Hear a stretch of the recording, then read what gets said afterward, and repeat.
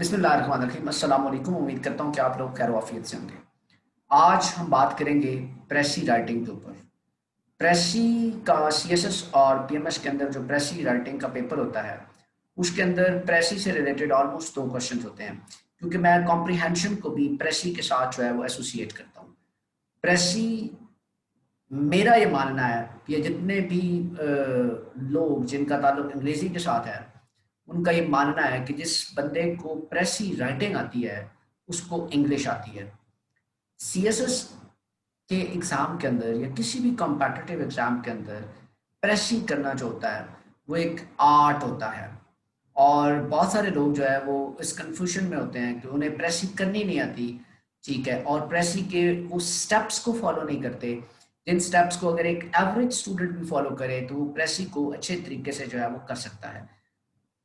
सबसे इम्पॉर्टेंट चीज़ जो प्रेसी के अंदर होती है वो होती है कि उसका क्रक्स निकालना। एक्चुअली प्रेसी के उस पैराग्राफ के अंदर जो एग्जामिनर है वो आपसे पूछ क्या रहा है, उसका जो मेन टॉपिक है, उसका थीम क्या है, ये समझना बहुत ज़रूरी होता है। ये समझने के लिए आपको जो है वो एक सर्टन प्रोसीजर, एक प्रोसेस से गुजरना पड़ता है। वो प्रोसेस और वो प्रोसीजर मैं आपको सिखाता हूँ। उसके बाद एक चीज़ याद रखिएगा, उसके बाद आपकी प्रैक्टिस जो है वो आपकी प्रेसी को बेहतर से बेहतर यानी इम्प्रूव करती जाती है। जितनी आप इसकी प्रैक्टिस करते हैं आपकी प्रेसी उतनी ज़्यादा इम्प्रूव होती है। मैं आपको एक चीज़ बता दूं, प्रेसी राइटिंग जब आप सीख लेते हैं तो कम से कम अगर आपने 50 पैराग्राफ्स की प्रेसी की है, 50 पैराग्राफ्स की अगर आपने प्रेसी की है, तो तब जाके मैं ये समझता हूँ कि आप इस पोजीशन पे पहुंच चुके हैं कि अब आप एग्जामिनेशन के अंदर जिस तरह की प्रेसी मर्जी आ जाए आप उसको कर सकते हैं। पहले तो दिमाग के अंदर से ये चीज़ निकाल दें कि प्रेसी का मतलब पैराग्राफ को मुख्तसर करना होता है, ठीक है, उसमें से इंपॉर्टेंट सेंटेंसेस उठा के आपने कॉपी करने होते हैं। इस बात को जहन से निकाल दें। प्रेसी के अंदर कॉपी पेस्ट का कॉन्सेप्ट बिल्कुल नहीं होता। प्रेसी के अंदर आपने अपनी लैंग्वेज के अंदर उस थीम को बयान करना होता है जो एक पैराग्राफ के अंदर बयान हुआ होता है। सबसे पहली ये चीज़ आप अपने जहन के अंदर बिठा लें। दूसरी चीज़ ये होती है कि जब आप प्रेसी स्टार्ट करने लगते हैं तो आप प्रेसी के पैराग्राफ को एक दफ़ा बर्ड आई व्यू दें, उसको एक दफ़ा ऐसे ही पढ़ लें। दूसरी दफ़ा आप प्रेसी के पैराग्राफ को पढ़ें तो उसके अंदर जो आपको मुश्किल अल्फाज मिलें, डिफ़िकल्ट वर्ड्स जो होते हैं, उनको आप अंडरलाइन करते हैं, फिर आप उनको समझें, सेंटेंस को जोड़ने की कोशिश करें। समटाइम्स ऐसा होता है कि आपको वर्ड्स के मीनिंग्स नहीं आते होते, लेकिन जब आप पूरा सेंटेंस या 2-3 सेंटेंसेस पढ़ते हैं तो आप मीनिंग्स वहाँ से एक्सट्रैक्ट कर लेते हैं, आपको समझ आ जाती है कि इस बात का मतलब क्या है। तो दूसरी दफ़ा आप उन मीनिंग्स को अंडरलाइन करें। तीसरा स्टेप जिसको आप फॉलो करेंगे वो उसके पैराग्राफ के अंदर जो इम्पोर्टेंट सेंटेंस आपको लगेगा, क्योंकि हर पैराग्राफ जो है उसके अंदर अगर 15 सेंटेंसेस हैं फॉर एग्जांपल, तो उसमें 7 या 8 सेंटेंसेस बहुत इंपॉर्टेंट होंगे जिसके अंदर कि उसका मेन जो क्रक्स जो है पूरे पैराग्राफ का वो मौजूद होगा। उस 7-8 जो सेंटेंसेस हैं उनको आप अंडरलाइन कर लें, जितने भी आपको वो समझ आती है, 5 हैं 6 हैं। अब आप जब उनको अंडरलाइन कर लें तो अब आप अपनी लेड लेड जो पेंसिल है उसको लें। आप अपनी जो शीट है उसकी बैक साइड के ऊपर, अगर आप फाइनल एग्जाम दे रहे हैं तो आपकी जो शीट होती है उसकी वो जो पेपर होता है उसकी आखिरी शीट के ऊपर लेड पेंसिल के साथ आप वो सारे के सारे पॉइंट्स वन बाय वन, यानी टोटल 15 सेंटेंसेस हैं फॉर एग्जांपल, उसमें से 7 सेंटेंसेस आपको लगे हैं कि बहुत इंपॉर्टेंट है, उन 7 सेंटेंसेस को आप वन बाय वन तरतीब के साथ जो है वो वहां पे कच्ची पेंसिल यानी लेड पेंसिल के साथ आप उनको लिख लें। घर पे भी आप इसी चीज की प्रैक्टिस करें। जब आपने उन 7 सेंटेंसेस को लिख लिया, अब आप उन 7 सेंटेंसेस को रीफ्रेज करें, ठीक है। आप रीफ्रेज जब करेंगे तो इस बात की कोशिश करें कि आप ना वो वर्ब यूज करें ना वो एडजेक्टिव यूज करें, ठीक है। वर्ब और ऑब्जेक्टिव आप नए यूज करेंगे, ठीक है, यानी आपकी अंग्रेजी इतनी एक होनी चाहिए, अबव एवरेज होनी चाहिए कि आप जो है वो वर्ड्स के वर्ब्स और एडजेक्टिव्स जो है वो आप उसको रिप्लेस कर सकते हो। फिर आप जब उसके वर्ब्स और एडजेक्टिव्स को रिप्लेस करते हैं, आप उस सेंटेंस 7 के 7 सेंटेंसेस को आपने लेड पेंसिल के साथ जो है वो रीफ्रेश कर लिया। जब आपने उनको रीफ्रेश कर लिया तो रीफ्रेज करने के बाद अब आप उन 7 सेंटेंसेस, फॉर एग्जांपल जो आपके पास 7 सेंटेंसेस आए हैं, उनको एक पैराग्राफ की शक्ल दे दें।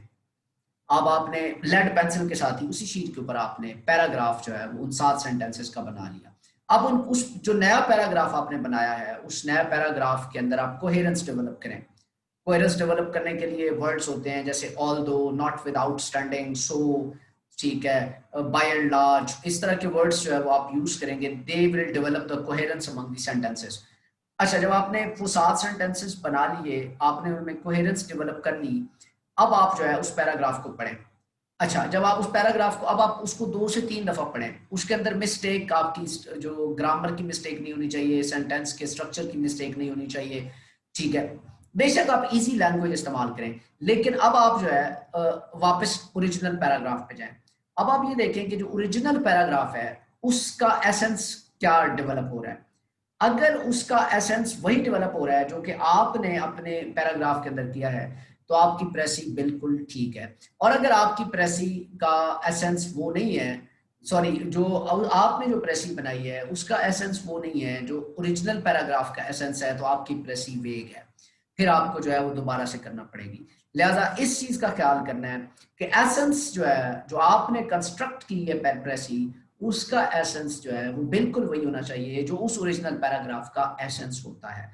और अगर आप इस चीज को, इन स्टेप्स को फॉलो करते हैं जो मैंने आपको बताए हैं, कि सबसे पहले आप बर्ड आई व्यू दें पैराग्राफ को, फिर आप उसको थॉरोली पढ़ें, फिर आप उसके मुश्किल अल्फाज को अंडरलाइन करें, फिर आप उसके इंपॉर्टेंट सेंटेंसेस को अंडरलाइन करें और उनको पेज के ऊपर उतार दें। लेड पेंसिल इस्तेमाल करें। पेज पे उतारने के बाद उन सेंटेंसेस को आप रीफ्रेज करें। रीफ्रेज करने के बाद उन्हीं सेंटेंसेस से आप जो है वो एक नया पैराग्राफ डेवलप करें। फिर आप उस पैराग्राफ को 2-3 दफा थॉरोली पढ़ें, फिर आप ओरिजिनल पैराग्राफ को पढ़ें।